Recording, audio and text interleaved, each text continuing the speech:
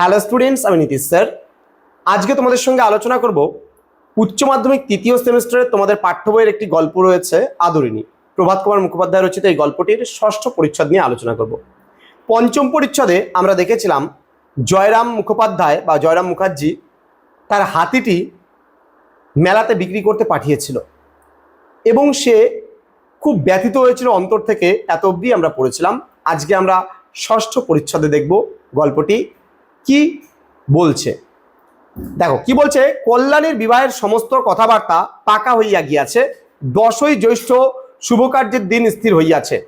যেহেতু আমাদের এখান থেকে এমসিকিউ প্রশ্ন আসবে, সেহেতু প্রত্যেকটা জায়গা খুঁটে খুঁটে পড়াটা কিন্তু খুব দরকার। কি বলছে, কল্যাণীকে তার নাতনি, যার 12 বছর বয়স হয়ে গিয়েছিল, আমরা পড়েছিলাম লাস্ট ক্লাসে, তো সেখানে কথাবার্তা বিয়ের কিন্তু পাকা হয়ে গেছে। 10ই জ্যৈষ্ঠ শুভকার্যের দিন মানে বিয়ে স্থির হইল। বৈশাখ পড়িলেই উভয় পক্ষের আশীর্বাদ হইবে, হস্তি বিক্রয়ের টাকাটা আসিলেই গহনা গড়াইতে দেওয়া হইবে। মানে যদি হাতি বিক্রি করার পরে টাকাটা চলে আসে তাহলেই ওই গয়নাগাটি বানাতে দেবে। কিন্তু পহেলা বৈশাখ সন্ধ্যাবেলা মশমশ করিয়া আদরিণী ঘরে ফিরিয়া আসিল। বিক্রয় হয় নাই, উপযুক্ত মূল্য দিবার খরিদ্দার জোটে নাই। আদরিণীকে ফিরিতে দেখিয়া বাড়িতে আনন্দ কোলাহল পড়িয়া গেল। বিক্রয় হয় নাই বলিয়া কারো কোনো খোদের চিহ্ন সেই সময় দেখা গেল না, যেন হারাধন ফিরিয়া পাওয়া গিয়াছে। সকলের আচরণে এইরূপই মনে হইতে লাগিল। বাড়ির লোকে বলিতে লাগিল, আহা আদর রোগা হয়েছে, বোধহয় এ কদিন সেখানে ভালো করে খেতে পায়নি, ওকে দিন কতক বেশ করে খাওয়াতে হবে। আনন্দের প্রথম উল্লাস উপনীত হইল। পরদিন প্রতিবেশী বন্ধুগণ আবার বৈঠকখানায় সমবেত হইলেন। অত বড় মেলায় এমন ভালো হাতির খরিদ্দার কেন জুটিল না, তাহা লইয়া আলোচনা হইতে লাগিল। একজন বললেন, ওই যে। আবার মুখুজ্জে মশাই বলিলেন, আদর যাও মা, মেলা দেখে এসো। তাই বিক্রি হলো না। উনি তো আর আজকালকার মুরগিখোর ব্রাহ্মণ নন, ওর মুখ দিয়ে ব্রহ্মবাক্য বেরিয়েছে, সে কথা কি কখনো নিষ্ফল হবার জো আছে? কথায় বলে ব্রহ্মবাক্য বেদবাক্য। বামুনহাটের মেলা ভাঙিয়া সেখান হইতে আরো 10 ক্রোশ উত্তরে রসুলগঞ্জে সপ্তাহব্যাপী আরেক মেলা হয়।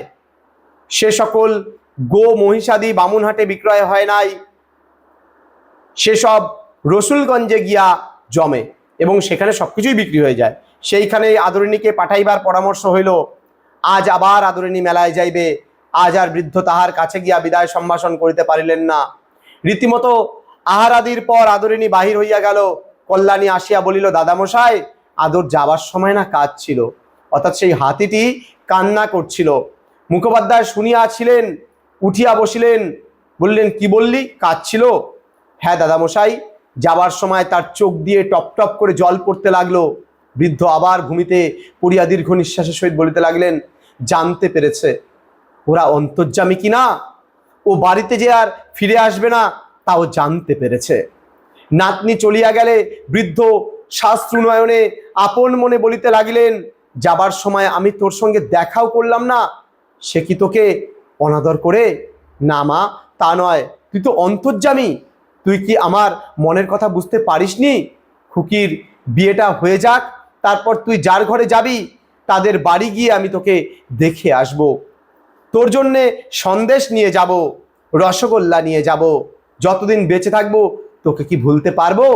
মাঝে মাঝে গিয়ে তোকে দেখে আসব, তুই মনে কোনো অভিমান করিস নে মা। এখানেই শেষ করছি আজকের ষষ্ঠ পরিচ্ছদ। আর শুধুমাত্র একটা পরিচ্ছদ থেকে গেল, সেটা হচ্ছে সপ্তম পরিচ্ছদ। পরবর্তী ক্লাসে তোমাদের সঙ্গে আলোচনা হবে এই গল্পের একদম পরিণতি নিয়ে।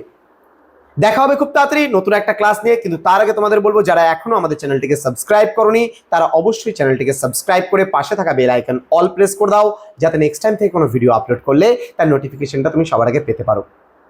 আমাদের অনলাইনে যদি ক্লাস তুমি করতে চাও তাহলে অবশ্যই যোগাযোগ করতে পারো আমাদের অফিসিয়াল নাম্বার 6295916282 এবং 7076398606 নাম্বারে। তোমাদের টোটাল কোর্স ফি থার্ড এবং ফোর্থ সেমিস্টারের একসঙ্গে কম্বাইন করে আমরা নিচ্ছি মাত্র 299 রুপিস। দেখা হচ্ছে খুব তাড়াতাড়ি আরও একটা নতুন ক্লাস নিয়ে তোমাদের সঙ্গে। তোমরা প্রত্যেকেই ভালো থেকো, সুস্থ থেকো। Thank you so much. Thanks for watching. After all, thank you.